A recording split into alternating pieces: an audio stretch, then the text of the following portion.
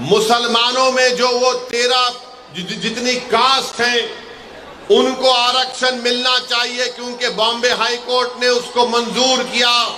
और अगर वो किसान मराठा रहे तो उसको और परेशानी हो रही है, इसीलिए मराठा लड़ रहा है आरक्षण के लिए। बाबा सिद्दीकी को गोली मार दी गई। क्या हो रहा है महाराष्ट्र में? बताओ नरेंद्र मोदी, बताओ अमित शाह, बताओ शिंदे, बताओ फडणवीस, कैसे बाबा सिद्दीकी की मौत हो गई कि कोई एक समुदाय के मजहबी जगह के बारे में कहता है कि मैं मस्जिद में घुस के मारूंगा। आखिर क्या करना चाहते हैं महाराष्ट्र को ये लोग? क्या यहां पर आप दंगे कराना चाहते हैं मोदी जी? वक्फ का हम वो ले लेंगे, हम मस्जिद ले लेंगे, हम कब्रिस्तान ले लेंगे, हम खानका ले लेंगे, हम फुला ले लेंगे। अरे भाई साहब, आप क्या क्या लेना चाहते? याद रखो, हम भी ले सकते, तुम्हारी याद रखो। मैं पार्लियामेंट में भी कभी कभी नमाज पढ़ जाता तो मेरी हो जाती क्या कि मामू की दुकान पे नाना की फातिहा बोलते ना। बीजेपी वाले बोलेंगे बेटा तेरे को सांस लेना है तो टैक्स दे दे। नफरत, सिर्फ नफरत इनके पास, और कुछ भी नहीं है। मुझे यकीन है कि धूलिया की आवाम जो 5 साल में फारूक शाह ने डेवलपमेंट के काम करवाए, अब बीजेपी के उम्मीदवार के बारे में मुझे कोई बता रहे थे कि वो ये पुकार पुकार कर कह रहा है कि मैं मस्जिदों को ऐसा कर दूंगा। वो पुकार कर कह रहा है कि मुझे इनके वोट की जरूरत नहीं है। क्या क्या अनाप शनाप बीजेपी का कैंडिडेट बक रहा है। फिर उसके बाद जो आप देखें कि शिवसेना उद्धव ठाकरे का कैंडिडेट है, माशाल्लाह वो किसी एक जगह टिकने वाले नहीं है।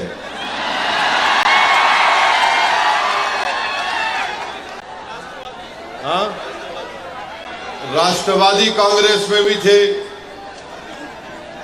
फिर बीजेपी में भी गए। अब उनको नजर आया कि उद्धव ठाकरे को पकड़ लूंगा, वहां पकड़ लिए। ये पहले भी 3 मर्तबा 2 मर्तबा के एमएलए थे। मैं बीजेपी और उद्धव ठाकरे की पार्टी के कैंडिडेट से हम जानना चाहते हैं कि तुम सिर्फ मुसलमानों से, सेकुलरिज्म से नफरत करते हो। बताओ धूलिया के लिए तुम्हारा क्या प्रोग्राम है? तुम धूलिया में क्या करना चाहते हो? तो दोनों के पास कोई प्रोग्राम नहीं है। दोनों यही चाहते हैं कि कुछ भी हो जाए, फारूक शाह दोबारा कामयाब ना हो। इनको एक ही चीज, रातों की नींद इनको हराम कर दी कि 5 साल में फारूक शाह ने कैसे इतने करोड़ों रुपए के काम मंजूर करवा कर लाया। यहां पर हिंदू मुसलमान के झगड़े नहीं हुए, यहां पर दलितों पर उनको इंसाफ दिलाने की फारूक शाह ने पूरी कोशिश की। मुसलमानों में जो वो 13 जितनी कास्ट हैं उनको आरक्षण मिलना चाहिए, क्योंकि बॉम्बे हाई कोर्ट ने उसको मंजूर किया। हम वहीं पर कहते हैं कि हमारे मराठा भाई बहनों को भी आरक्षण मिलना चाहिए, हम उसके खिलाफ नहीं है। मोदी जी बोलते हैं सबका साथ, सबका विकास, मगर आप बताइए, मैं पूछना चाहता हूं, यहां के मुख्यमंत्री शिंदे से, फडणवीस से, ये हमको बताइए कि महाराष्ट्र से ये ड्राई पार्क का प्रोजेक्ट जो 3000 करोड़ का था वो गुजरात क्यों चला गया? बताओ शिंदे साहब, ये ड्राई पार्क का प्रोजेक्ट 3000 का कैसे गुजरात चला गया? बताओ मोदी जी, जो महाराष्ट्र को आकर अब चुनाव में शुरू कर देंगे लंबा लंबा फेंकना। ये टाटा एयरबस का प्रोजेक्ट 22,000 करोड़ का वो महाराष्ट्र से चला गया। वेदांता फॉक्सकॉन का प्रोजेक्ट 1,50,000 करोड़ का महाराष्ट्र से चला गया। ये मेडिकल डेवलपमेंट पार्क जो 424 करोड़ का था वो महाराष्ट्र से चला गया। कि आज किसान के बेटे की शादी नहीं हो पा रही है महाराष्ट्र में, और अगर वो किसान मराठा रहे तो उसको और परेशानी हो रही है। इसीलिए मराठा लड़ रहा है आरक्षण के लिए। बताओ आखिर बीजेपी ने क्या दिया है महाराष्ट्र के लिए? अब मोदी जी आकर बोलेंगे मैं यूसीसी लगा दूंगा महाराष्ट्र में। आप देखना बीजेपी आकर बोलेगी नहीं नहीं, हम महाराष्ट्र में यूनिफॉर्म सिविल कोड को लाएंगे। हम पूछना चाह रहे ये टाटा एयरबस का प्रोजेक्ट कहां गया? तो मोदी जी बोलेंगे यूसीसी ला लूंगा। जब महाराष्ट्र का मराठा पूछ रहा है, महाराष्ट्र का किसान पूछ रहा है आज हम इतने परेशान क्यों हैं, आज हम इतने गरीब क्यों हैं, मखरूज क्यों हैं, तो मोदी जी बोलेंगे भाइयों बहनों लव जिहाद हो रहा है। बाबा सिद्दीकी का कत्ल कर दिया गया, गोली मारकर मुंबई में बाबा सिद्दीकी को गोली मार दी गई। क्या हो रहा है महाराष्ट्र में कि 3 बार का एमएलए बाबा सिद्दीकी उसको गोलियां मार देते हैं, 6-6 गोलियां मारते हैं। बताओ नरेंद्र मोदी, बताओ अमित शाह, बताओ शिंदे, बताओ फडणवीस, कैसे बाबा सिद्दीकी की मौत हो गई? अरे बताओ अजीत पवार, वो तो तुम्हारी पार्टी का था, तुम अपनी पार्टी के आदमी को नहीं बचा सकोगे तो तुम अपने आप को कैसे बचाओगे? नहीं नहीं, हम इतने दिन में पकड़ के दिखाएंगे। किसको पकड़े तुम? कहां है असल करने वाला? तो हर 2 दिन को मीडिया में आता पुलिस वहां गई, पुलिस यहां गई, पुलिस वहां गई। अरे क्या महाराष्ट्र की पुलिस बड़ी काबिल पुलिस है।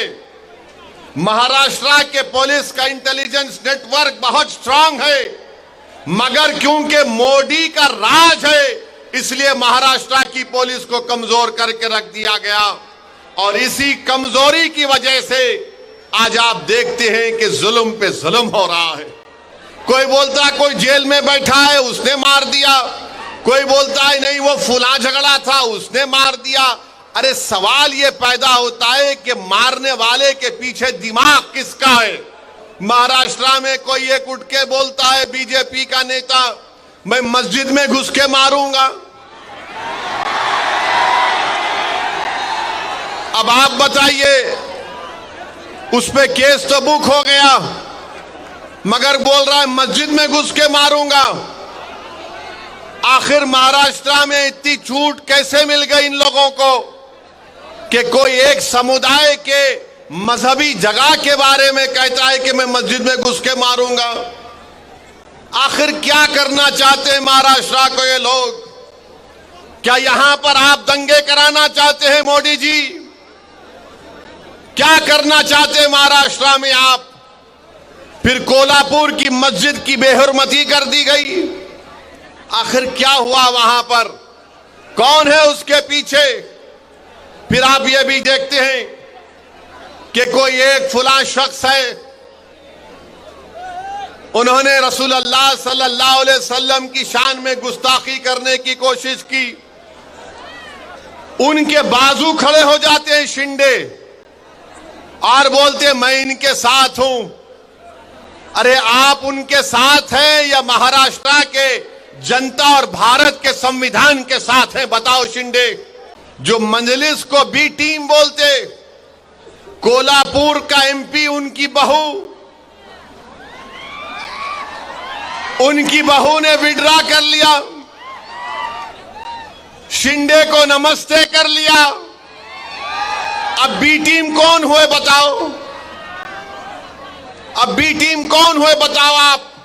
अरे वक्फ बोर्ड का बिल जब पार्लियामेंट में पेश हुआ तो कहां थे उद्धव ठाकरे के एमपी? मेरे भाई, जब वक्फ को खत्म करने का बिल पार्लियामेंट में पेश हुआ, उद्धव ठाकरे के एमपी तो नहीं थे। पार्लियामेंट का रिकॉर्ड निकाल कर देख लो और पूछो ये कैंडिडेट से, ये जो उद्धव ठाकरे का कैंडिडेट है इससे पूछो, ये वक्फ का बिल जो पार्लियामेंट में लाया गया इसके बारे में तुम्हारी राय क्या है? वो बोलेगा नहीं बहुत अच्छा है, छीन लेना चाहिए। ये बीजेपी के उम्मीदवार से पूछो आप, तेरी राय क्या है? वो बोलेगा बहुत अच्छा है, छीन लेना चाहिए। यानी दोनों की राय एक ही है। मुझे कोई बता रहे थे कि उद्धव ठाकरे का जो कैंडिडेट है, जब आरएसएस के मोहन भागवत उनके घर पे गए थे, मोहन भागवत उद्धव ठाकरे के कैंडिडेट के घर पे जाके चाय नहीं बल्कि अच्छा खासा बैठकर आए। अब आप बताइए, हमको इल्जाम लगाते हम बी टीम है। ये बीजेपी के उम्मीदवार साहब हैं, अभी चुनाव लड़ रहे, एक से एक बात करते हैं, अनाप शनाप बकते हैं। मकसद क्या है कि इलेक्शन को हिंदू मुस्लिम बना दो, धूलिया की गरीब जनता की बात ना हो, मराठा रिजर्वेशन पे बात ना हो। तुमने धंगरों को जो धोखा दिया स्कीम में डालकर, चुनाव के बाद देखना वो कोर्ट स्टे लगा देगी उस पर। इन दोनों का मकसद एक ही है कि हिंदू मुस्लिम का इलेक्शन करा दो। मगर मुझे यकीन है कि धूलिया के हमारे हिंदू भाई, धंगर भाई, दलित भाई, आदिवासी भाई, मराठा समाज के लोग बीजेपी और आरएसएस और उद्धव ठाकरे को इस साजिश में कामयाब होने नहीं देंगे इंशाअल्लाह ताला। क्या आप इनको कामयाब होने देंगे? क्या आप इनको कामयाब होने देंगे? तुमको जिस तरह इम्तियाज जलील को धोखा देकर शिकस्त दी गई, उसका जमहूरी तरीके से आपको यहां पर संविधान के दायरे में रहकर बदला लेना है। और फारूक शाह माशाअल्लाह बड़े काबिल हैं। मैं आज तक नहीं समझ पाया कि 5 साल में कितने 500 करोड़ लाया, 1300 करोड़। ये कौन सा वजीफा फारूक शाह पढ़ के आते नहीं मालूम। 1300 करोड़ खाली 5 साल में। ये क्या नाम है ये उद्धव ठाकरे कैंडिडेट का?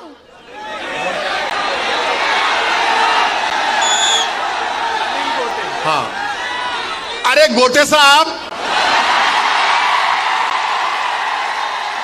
ये तीन बार कहेंगे, तुम 3 बार के आमदार हो, तुम 13 करोड़ के काम नहीं कराए यहां पर। 3 बार का आमदार है, 13 करोड़ के काम नहीं कराए धूलिया के विकास के लिए। फारूक शाह 5 साल में 1300 करोड़ करा दिए। अब बीजेपी के उम्मीदवार है, अब उन्होंने तो खाली गाली दे रहे मेरे को, ये ऐसा वो ऐसा, वक्फ का हम वो ले लेंगे, हम मस्जिद ले लेंगे, हम कब्रिस्तान ले लेंगे, हम खानखा ले लेंगे, हम फुला ले लेंगे। अरे भाई साहब, आप क्या क्या लेना चाहते? क्या क्या लेना चाहते आप? याद रखो, हम भी ले सकते, तुम्हारी याद रखो।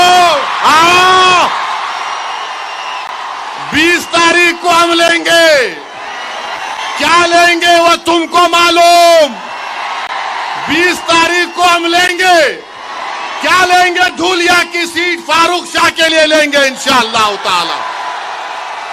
अरे कोई बात है, मैं बीजेपी का हूं, मैं ये ले लूंगा, मैं वो ले लूंगा। अरे आप क्या बादशाह सलामत है, उंगली रखते कि मेरी हो जाती। अब वक्फ बिल का बोल रहे हम मस्जिद ले लेंगे। मेरे को पार्लियामेंट में बीजेपी के एमपी मिले गलती से, वक्फ बिल के बारे में मेरे को बोले ए ओवैसी, मैंने पूछा बोलो प्यारे,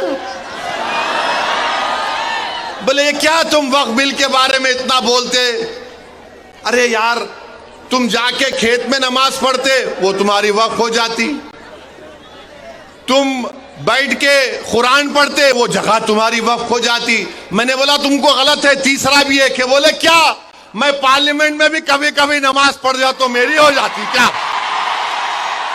कोई बात है?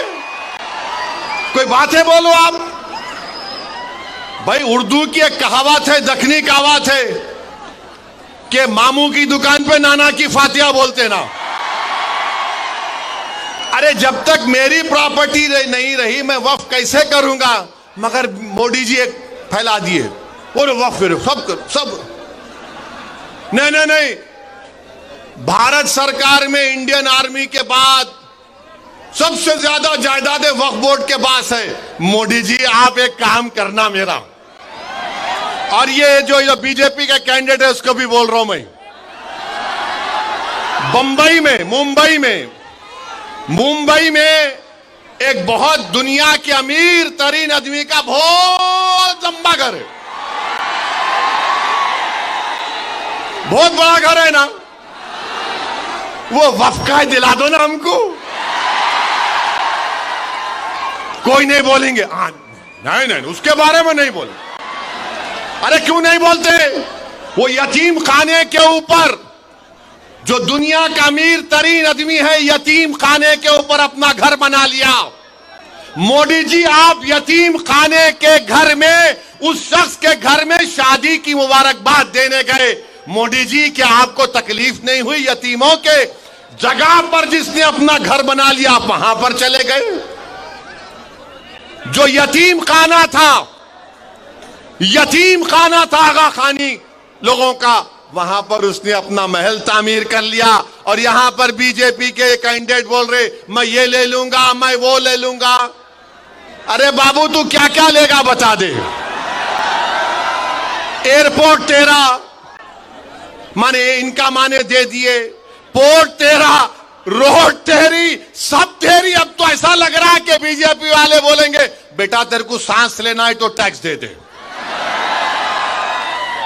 नफरत, सिर्फ नफरत इनके पास, और कुछ भी नहीं है।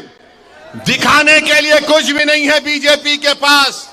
नौजवान परेशान है, रोजगार नहीं है, तो नौजवानों को बोल दिए तुम लव जिहाद पे लग जाओ।